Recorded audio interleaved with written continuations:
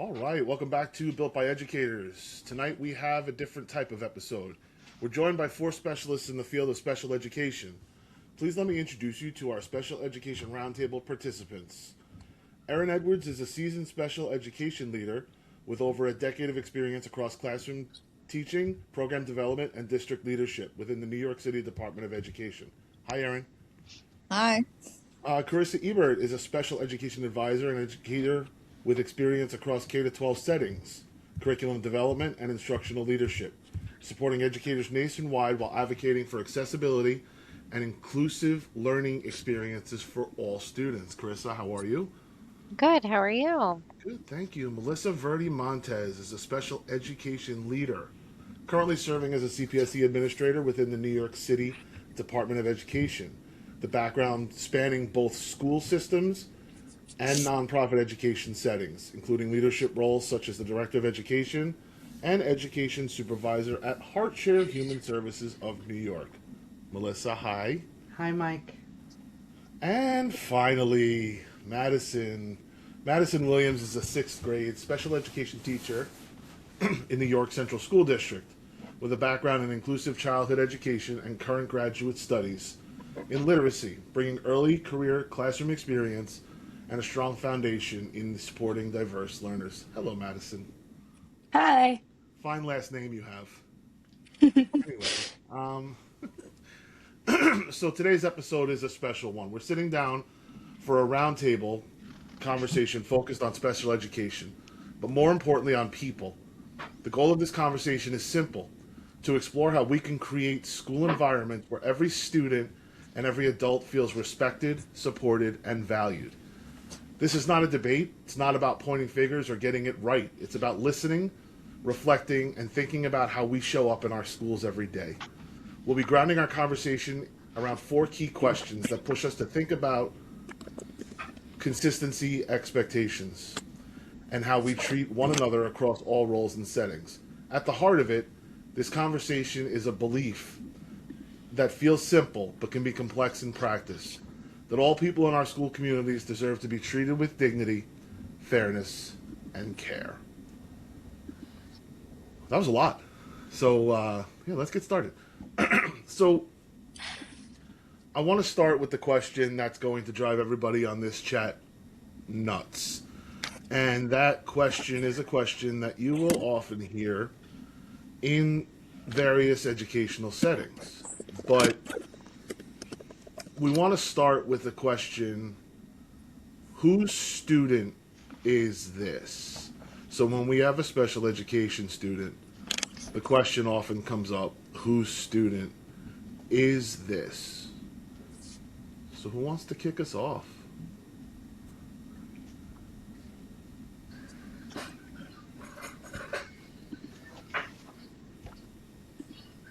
Anybody?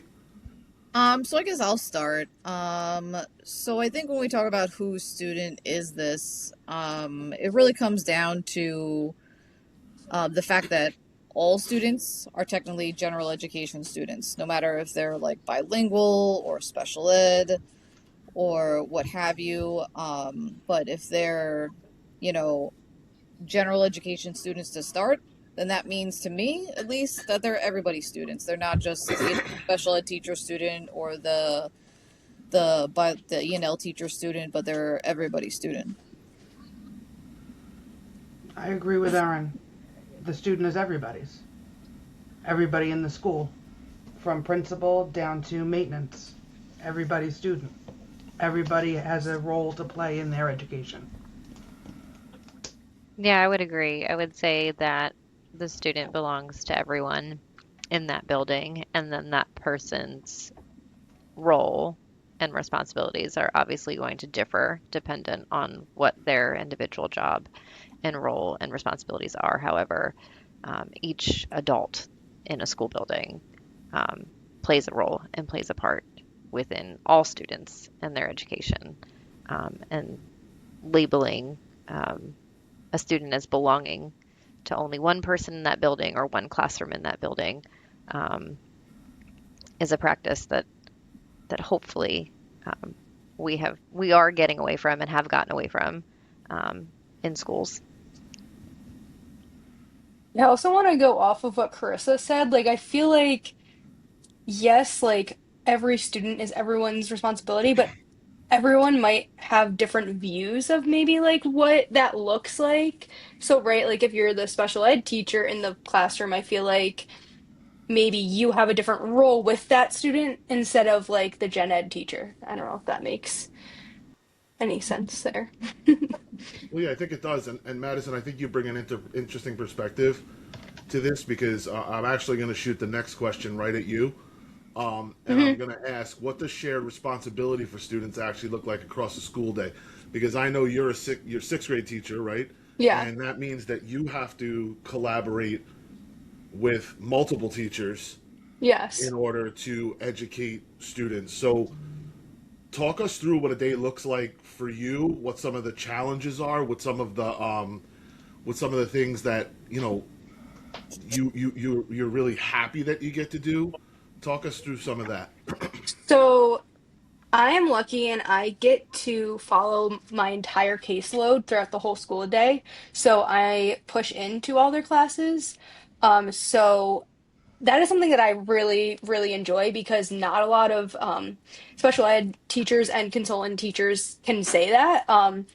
So I start my day kind of with them. I end my day with them. I have a lot of different interactions. Like you can, I can definitely tell the students' like vibes or feelings towards the gen ed teachers because I'm in every single classroom with them, so I can feel the shift and like where they are and how they feel like most comfortable in what classroom, maybe how they're feeling for that day. I also feel like because of that, I can sense like things that might happen, like behaviors or like if someone needs a break, like we'll go take a walk, stuff like that. But when I talk about like shared responsibilities, a lot of that honestly stems from communication. A lot of my gen ed teachers, so I have three um, core teachers that like teach the subjects and then I push into them. We constantly are talking who needs to be pulled out and helped with certain things. So I like will take people students to like my room for like smaller group settings. So it's kind of just like a constant communication throughout the entire day. And honestly, at the end of the day, I'm wiped because I literally am talking to the students, I'm talking to the teachers. So it's a lot, but I love it all at the same time because I can see them go through their whole entire day and just wrap it up. And I feel like if they didn't have a special ed teacher with them throughout the whole day, I don't know how successful they would be in each and every one of their classes. So that's like the whole reason why they have the special ed services, right? Like that's why they have the IEPs. Um, but some teachers I know don't feel the same way that I do, if that makes sense, because they have to teach differently for different classes. And I'll leave it there. I don't know if anyone else wants to tag into that. You make a lot of sense. You say a lot of good things there, and I think that one of the things that right off the top of the bat I think about when you speak is that there are so many different systems in so many different buildings, Yeah. and that's kind of where I want to take this question to Erin, Melissa, and Carissa on this. So while your responsibility for the student may look different than Madison's, what do you see as the responsibilities of the people outside the classroom for special ed students? So we saying like across roles as opposed to across classrooms. I think it really goes to Madison's point of that communication and that collaboration. I think there really needs to be good communication and collaboration established amongst the roles in order to understand how best to support the student in the different settings across the school building. So, what does that student need when they're accessing the cafeteria? Because that may need to be a consideration for that student. What does that student need when they are accessing the math curriculum? and how are we collaborating between departments to ensure that that student is getting everything that they need, the manipulatives that they might need, the modifications, the accommodations that they might need within the classroom, the standards, because we know that there are students who are receiving their education using the content standards, and then those that are using the extended content standards. And so how are we making sure that that's addressed? And that really, again, that really goes back to that communication and collaboration. There needs to be time for those conversations to happen, and there needs to be access for all of the different staff members within the building that are going to come into contact with um, the student within the different settings that that student needs accessibility and support, and know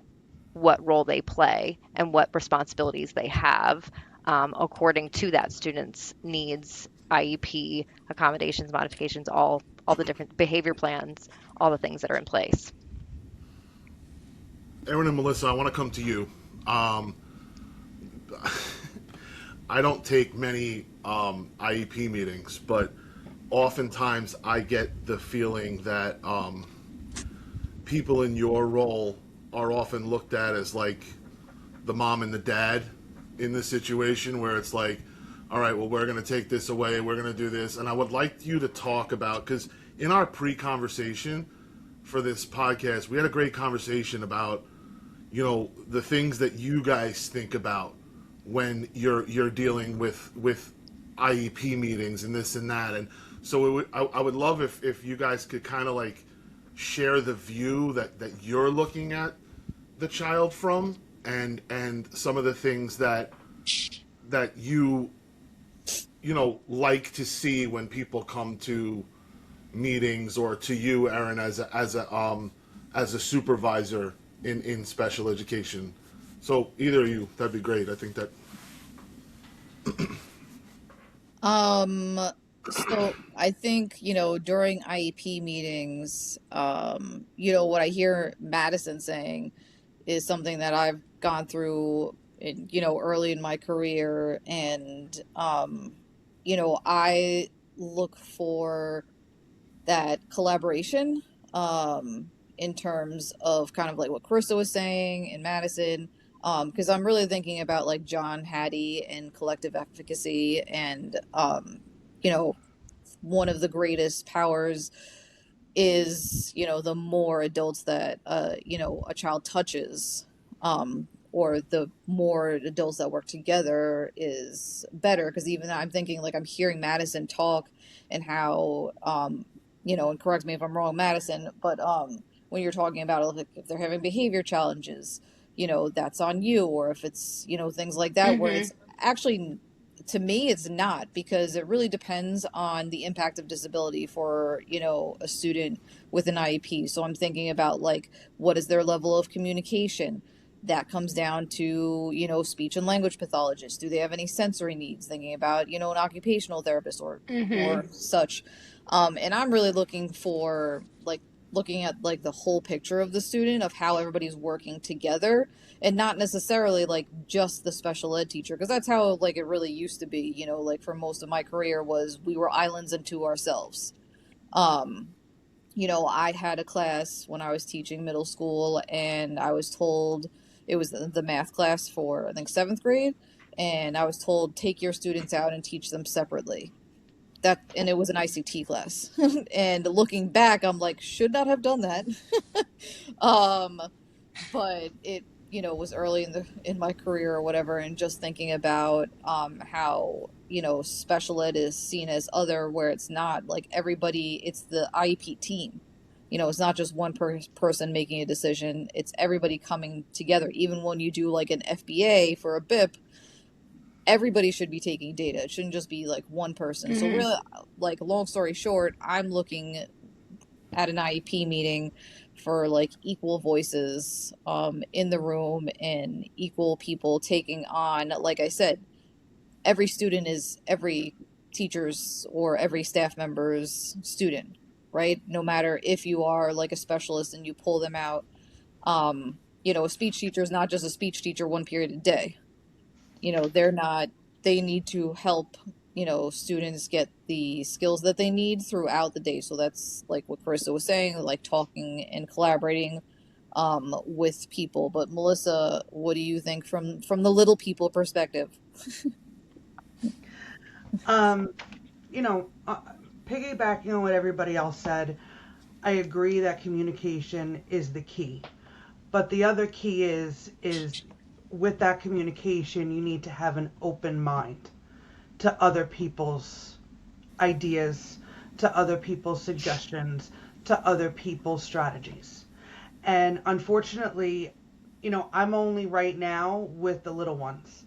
And Carissa, it hasn't hit the little ones right now because there's still that stigmata there that we're trying to break through, that every child is every person's belonging.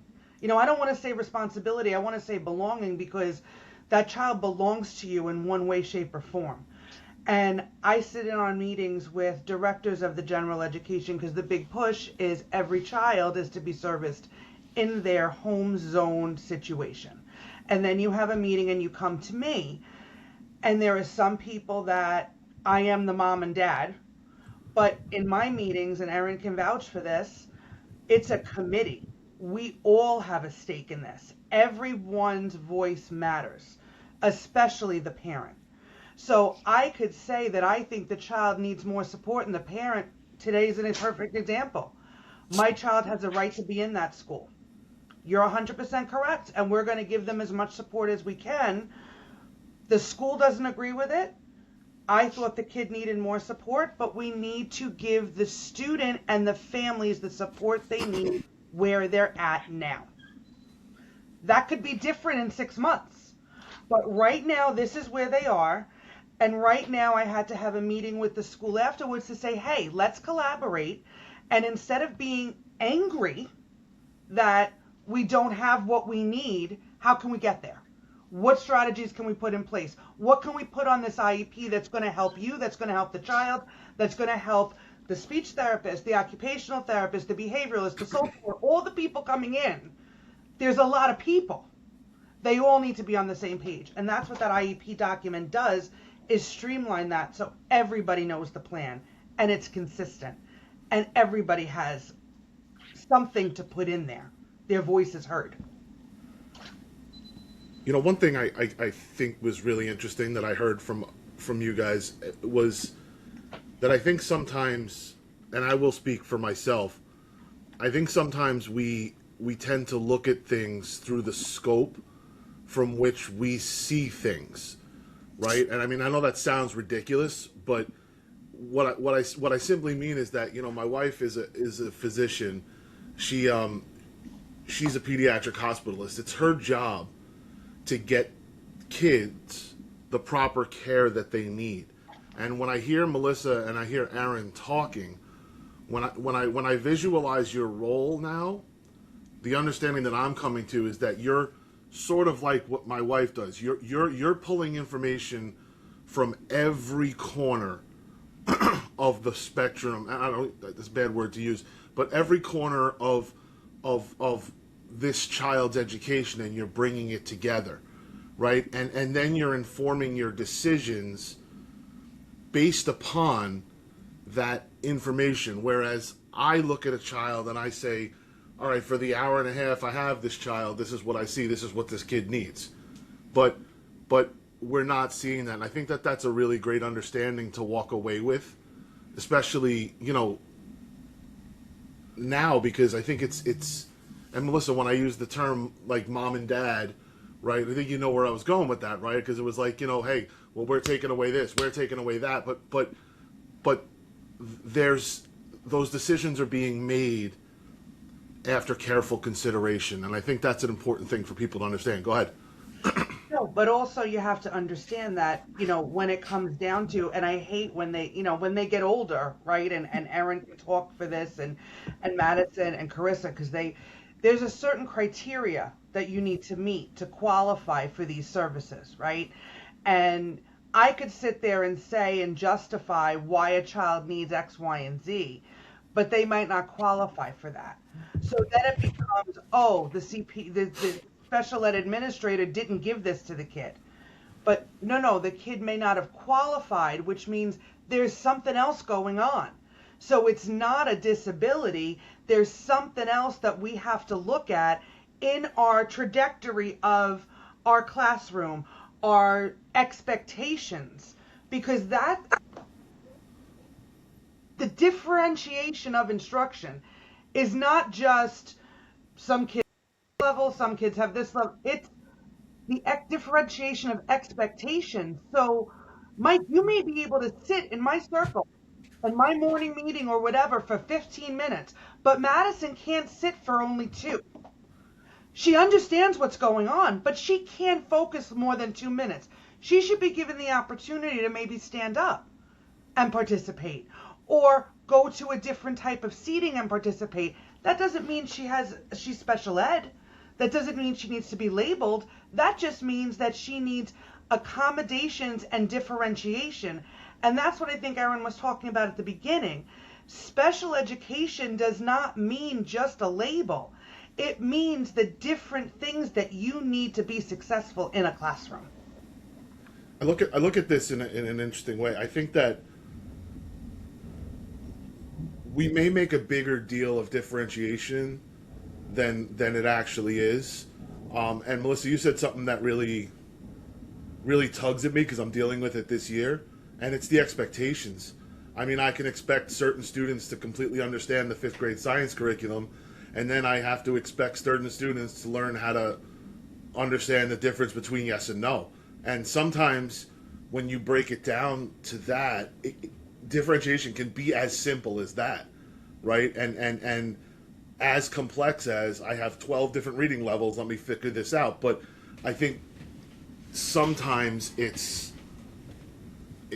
we lose those little things, like the child who needs to be up and moving. Okay, then walk around the circle, have a great time. Do what you got to do, right? It's actually a perfect segue, unless anybody else has something they'd like to say.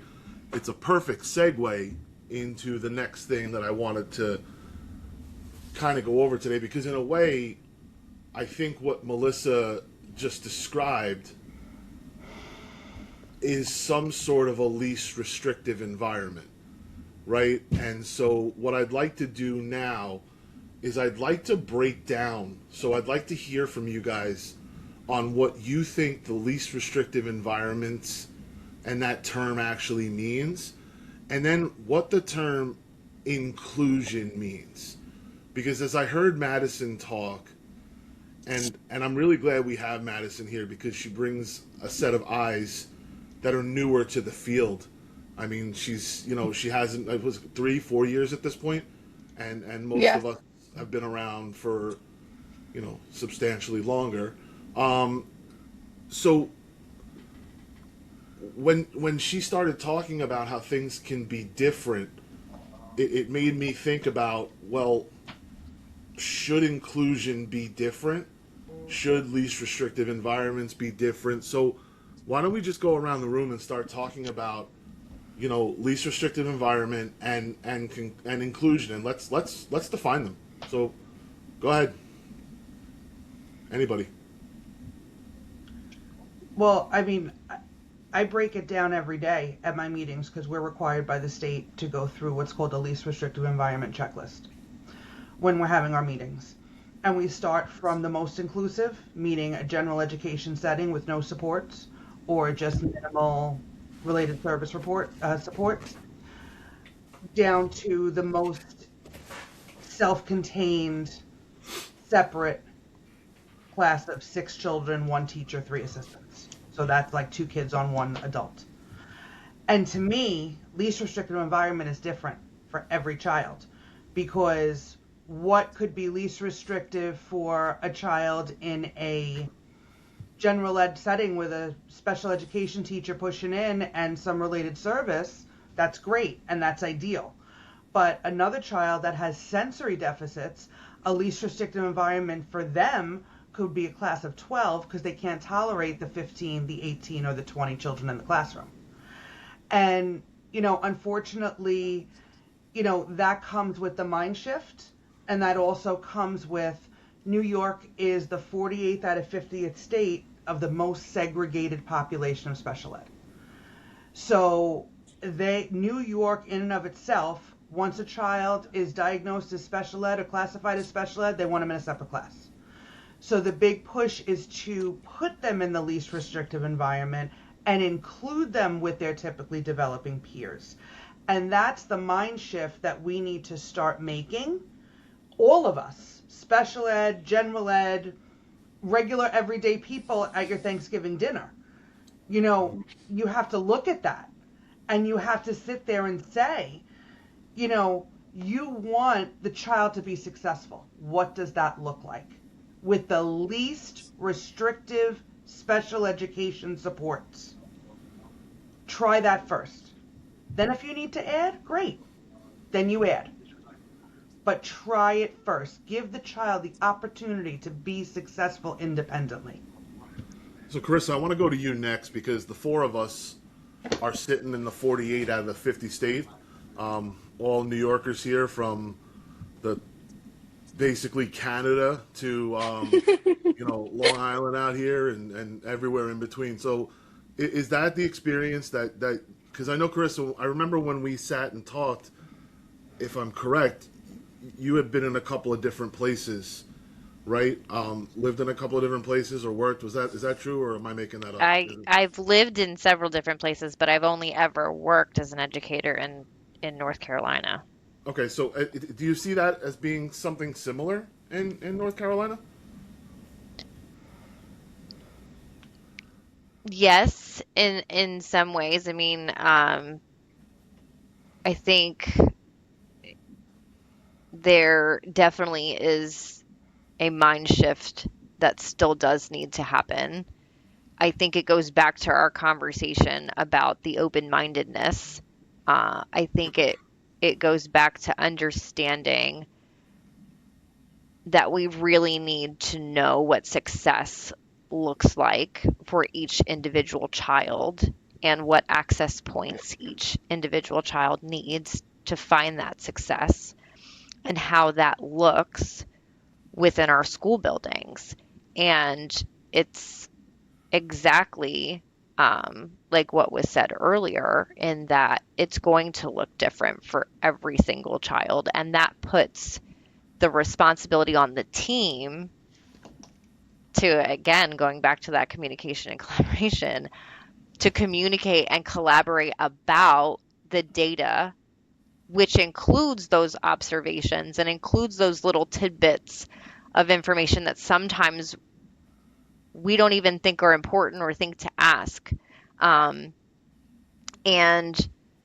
having realistic conversations with parents and realistic conversations with everyone on that team of what does this look like? And then, when the student is of age, even, bringing them obviously into that conversation, and looking at, again, how do we make sure that this child has everything that they need to find success in whatever four walls that looks like, and how we move that child toward independence and what independence looks like for that child. My background is in severe profound, and my most recent work as an educator was within an intermediate care facility. And so that is the most restrictive environment on the least restrictive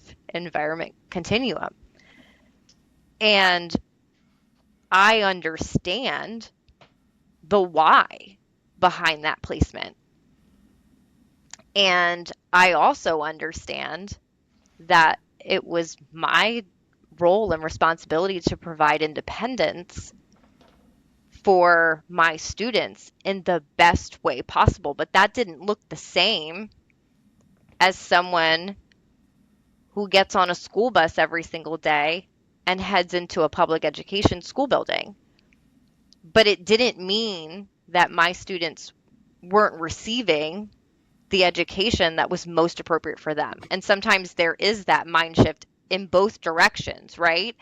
And I think it's an important conversation to have for each individual student that says what realistically works best for this student and their needs. And those needs encompass a lot. There's medical needs for some of our students, there's safety, needs for some of our students, there's sensory needs for our students, there's physical accessibility, there's sensory accessibility, there's all different sorts of needs that our students come to us with, and we have to be as realistic as possible.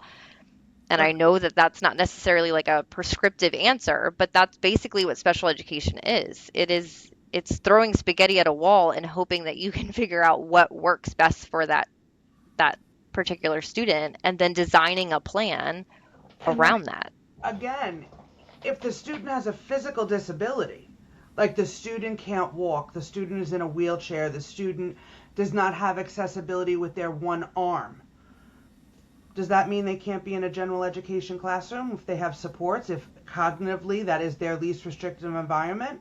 If you have a child that's overwhelmed by the size of the classroom or by the amount of kids, but cognitively is on grade level, on a third grade level, change the classroom.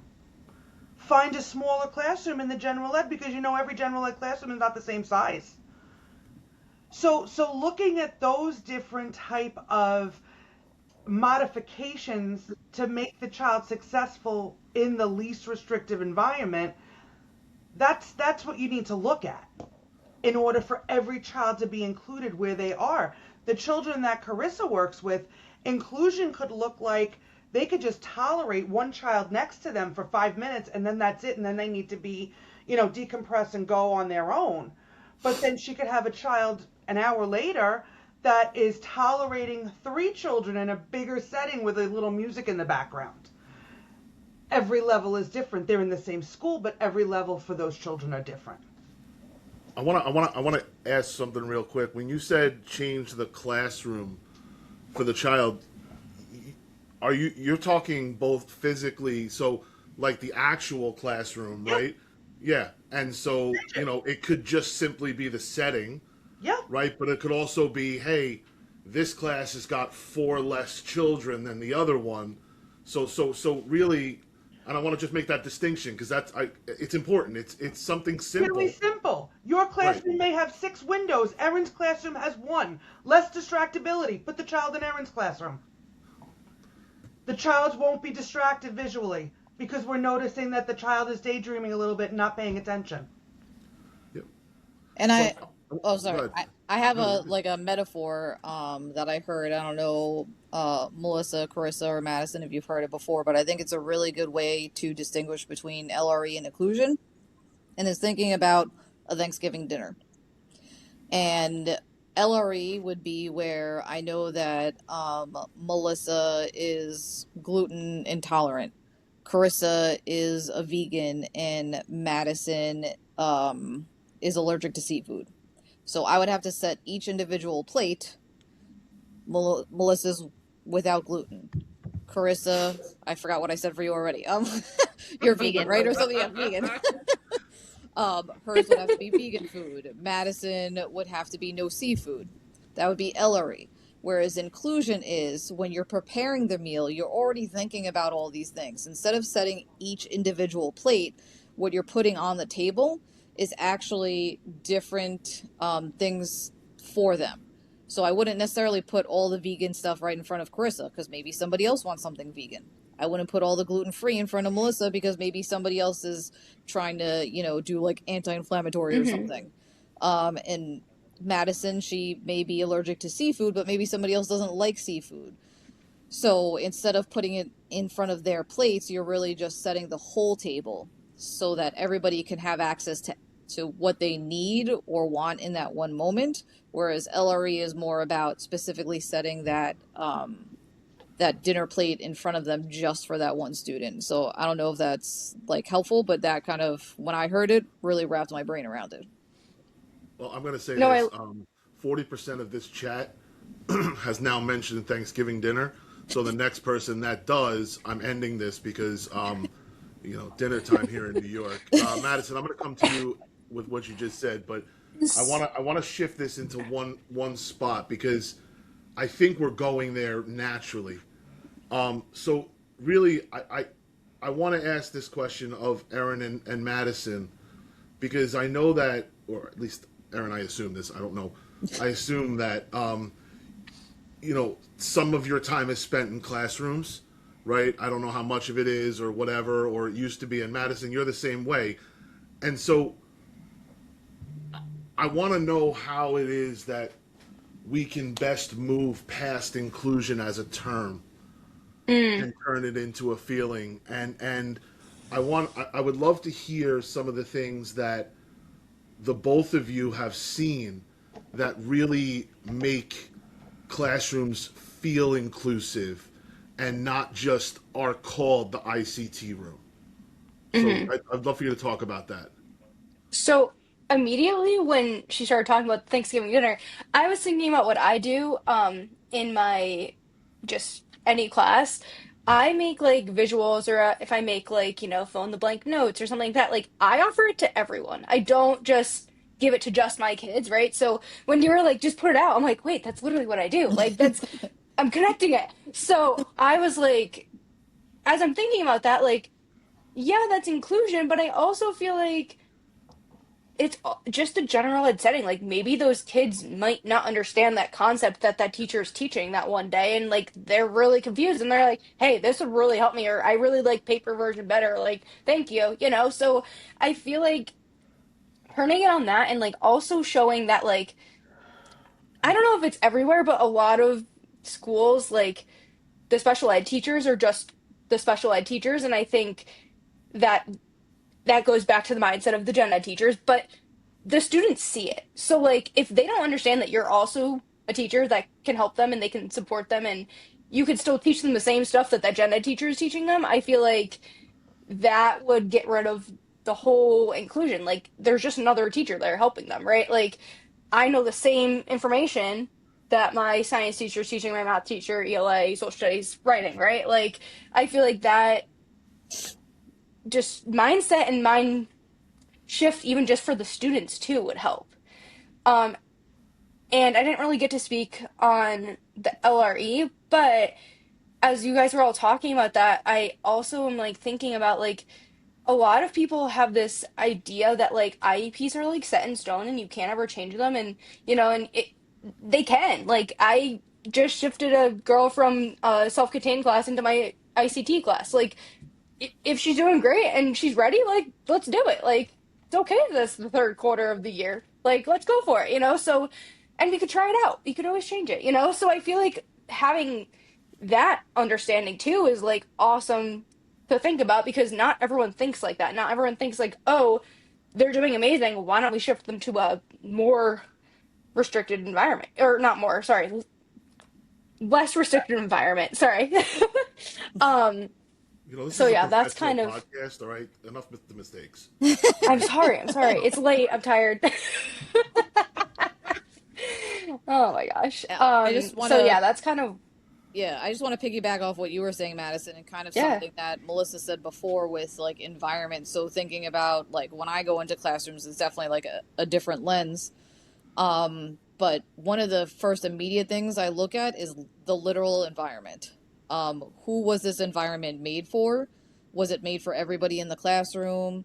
You know, such things as like are the posters that they make, are there like too many of them, are they up too high, are is student work posted, like all of these things, like is there a sensory corner, so just thinking about the classroom and then also kind of thinking about what Madison said before.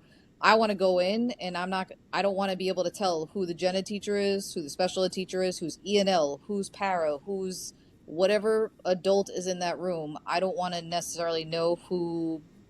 I don't want to be, how do I say this? I don't You don't want, want to know their job. yeah, like I don't Everybody want it to be gets obvious, right? Yeah, like I don't want everybody like gets a classroom. yeah, like how Madison said, like the special ed teacher. One time when I was a special ed teacher, my one and only job was to go over homework. that was crazy. Like, I don't want that, to be like that obvious. Like, yes, the gen ed teachers are the content area specialists. Special ed are, more of like learning instructional design kind of specialists, but we still shouldn't be able to see who's who. So let me ask this. I'm going to put a question that's not on the sheet. You So can't do that, Mike. It's not fair. No, I'm kidding. We didn't prepare for that, Mike. you know. listen, all right, listen. I've heard enough out of you two. All right, you're going to get the mute button. All right. Anyway, no, I'm just kidding. So Aaron, you raise a good point, and I think that's interesting that you don't want to be able to tell the difference, but then you specifically said that that the subject area teachers, and I would assume that this is more middle school than elementary school, but in a situation like where I work in, I specialize in science and social studies, right? So if we consider the people gen ed to be the subject level specialists, is it okay for people to lean on the special education teacher to be the specialist behind the IEP and the goals and all that? I That's a wouldn't good say lean. question. Yeah, I like that. I yeah. wouldn't say lean, and I think what Erin was talking about was you're teaching social studies, and you have a child in that room that has a one-to-one para. You have a sets teacher there teaching another child, and you have a speech therapist pushing in. If I'm the principal, I want to walk in that room and not know whose job responsibility is what. Everyone in there is a teacher, everyone there is educating the students, and I don't want to be able to tell Mhm. who's the sets teacher, I don't want to know that. Everybody's working with everybody. That's the mindset we need to come around. So yes, come to me if you have questions on behaviors or modifying a classroom or modifying curriculum, but don't come to me just because you have a kid that you think is special ed. No, you want to talk about how you're modifying your classroom to meet everybody's needs and make them be successful. And if I You have could a ask, that has a sensory box. Why can't every kid have a sensory box? Every kid's got sensory issues. Maybe they all need to touch something. That one kid doesn't have to be isolated where he's the only one that goes in that sensory corner to decompress and has a box. Everyone should be able to go in that corner to decompress and have a box. and if I could ask a question too, back to that question is what if there's a kid in, the typical gen ed class? There's no special ed teacher in there. Who's responsible for that child's behavior? The gen ed teacher. So I don't think it's necessarily fair to lean on one or the other. Like when I was teaching seventh grade math, I had to reteach myself seventh grade math to teach it. It was still my responsibility to become familiar with the content area, just like it is the responsibility of a gen ed teacher or any other teacher besides a special ed teacher, really, to know how to get students to quote unquote like behave or be engaged or things like that. So I don't think it's necessarily fair, but it does happen quite often from what I see. Um, in the school age sector, like I mean, Madison kind of said that in the beginning. Like she's the one that's expected to deal with like the behavior, to pull small groups where it should actually be everybody's collective responsibility. Yeah, I think that goes back to the underlying theme of all of this, and it is that communication and that collaboration, and there just needs to be time for it, Hmm. and there needs to be the allowance of those conversations to happen. And sometimes they do happen organically, and sometimes you need structured specific time for it to happen, depending on, who you're working with, what building you're in, and how things are kind of flowing, but it goes back to what we said. It's a team approach, and it has to continually be a team approach, and everyone has shared responsibilities within that.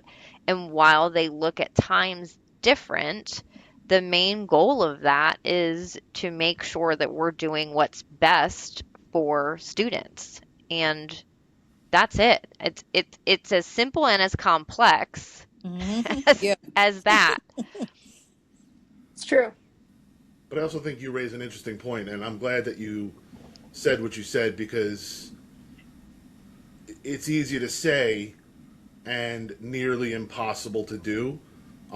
And I think that there's a lot to this conversation, and look, I would say that everybody who listens to this will probably have a different experience as it relates to the way special ed is in their building and in their state and wherever. But I think what I want people to come out of this podcast understanding is that things may not be perfect, but collaboration and communication are the success drivers behind special ed. I think that one of the things that we mentioned here tonight was also that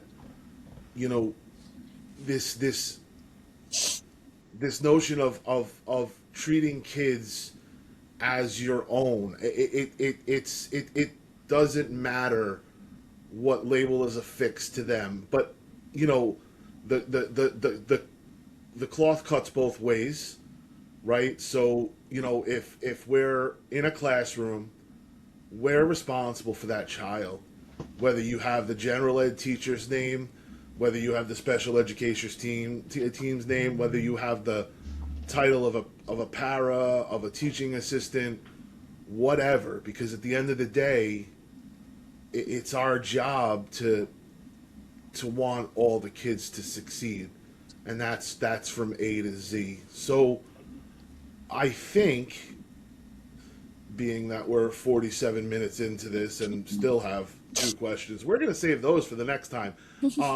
I do want to end with one question for each of you,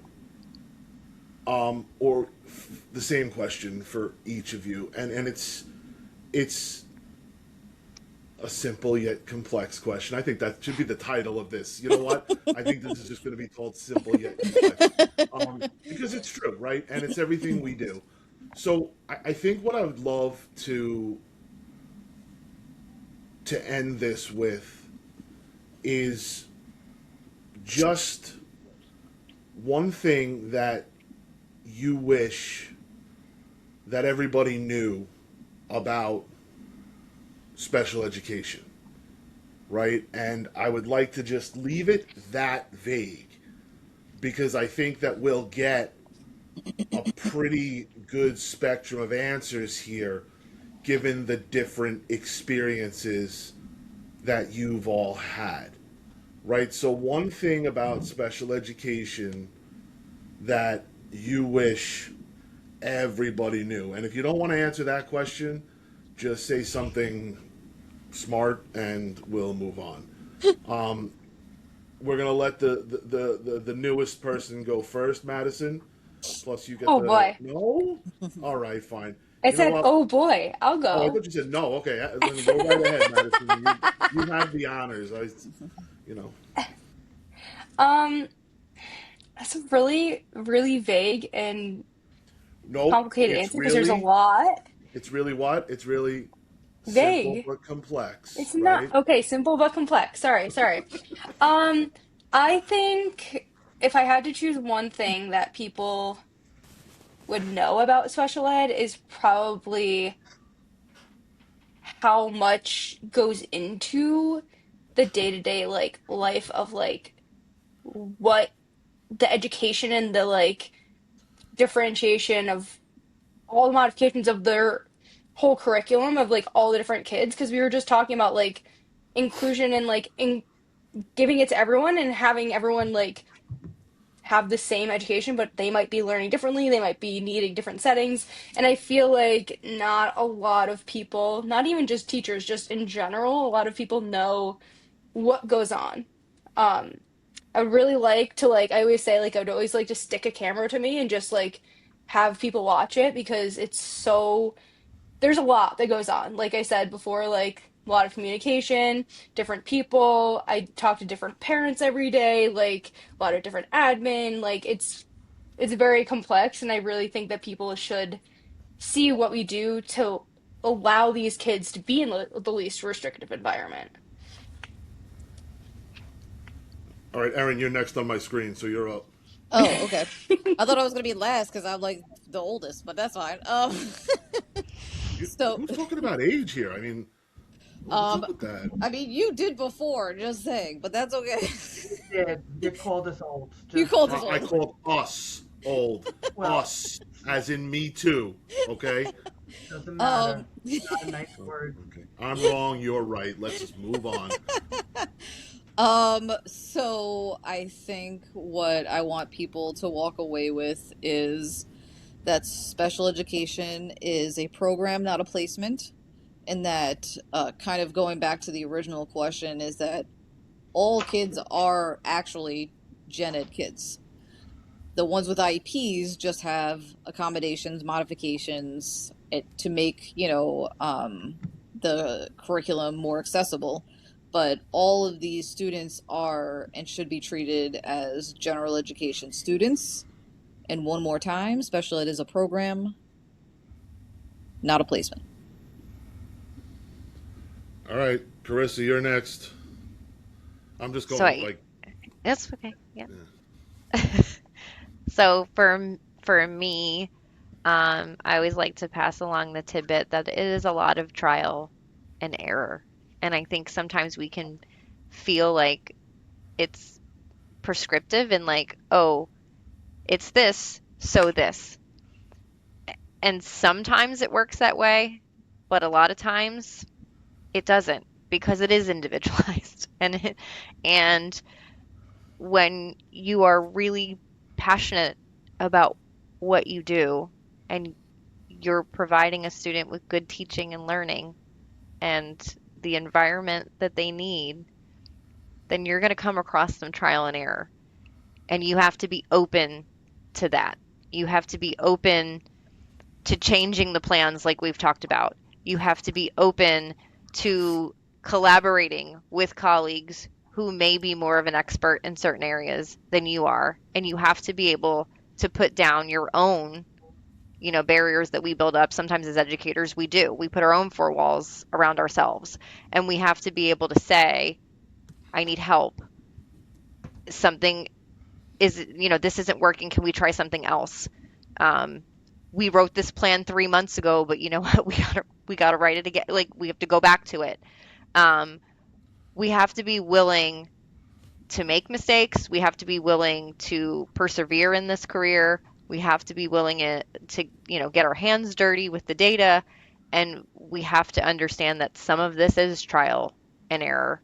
Um, and just be open to that. I think that's the biggest thing. As a new teacher, I was scared to say that I didn't know. I was scared to lean on or find, I wanted to be like, I know what I'm doing. I know what I'm doing. And I think in this career, we can quickly find out that we have perspective and we have experience, but we don't know everything. And you can't know everything. Um, and you have to be open to those conversations and say, okay, what do I need to know to do this better? And what do we need to know about the student to do best by the student? Before we go to Melissa, Carissa, I really want to thank you for saying what you just said because I think I think it's okay to come out and say you're scared. I think it's okay to come out and say I don't know, right? Because I think that's the way we learn. And I think it's okay like to be vulnerable around your peers and people who want it because there are a lot of people out there who want to help you, right? But there's that be open piece to it.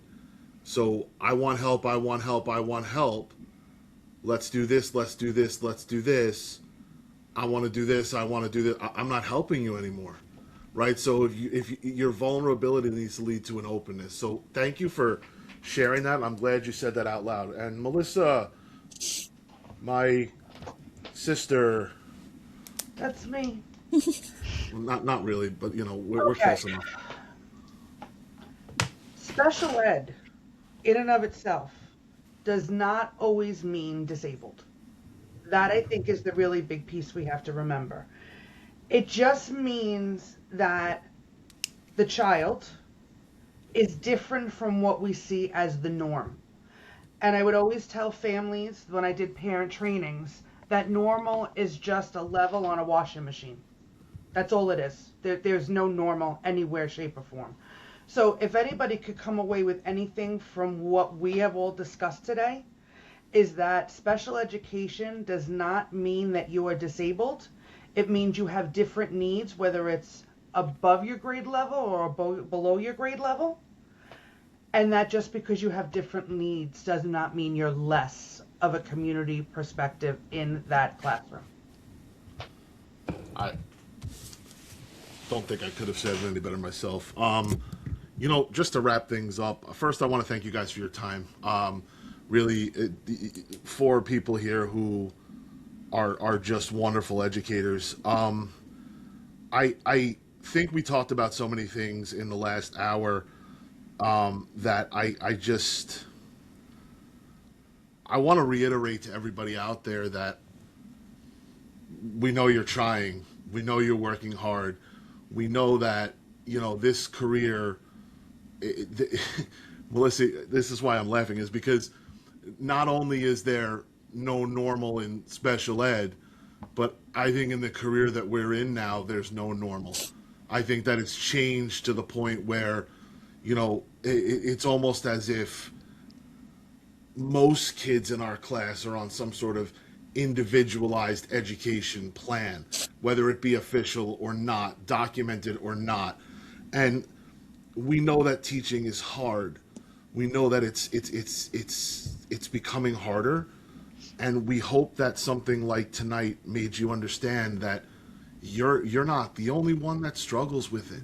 We've all struggled with it. We've all been there, right? We've all had needs. We are. I mean, collectively, there are people who go to work every day scared. Come out and say it. There are people who don't know everything. Come out and say it, right? Just so many good things, especially towards the end here, and just know you're not alone in this, right? So we will come back with hopefully the same people. That's me smiling to hope that you guys come back and finish out the last two questions. But really, thank you for your time, and that's a wrap. Thanks, guys. Have a great day. Good night. Thanks. Good night. Thank Night, you. Thank you. whatever it Good is. night. Right.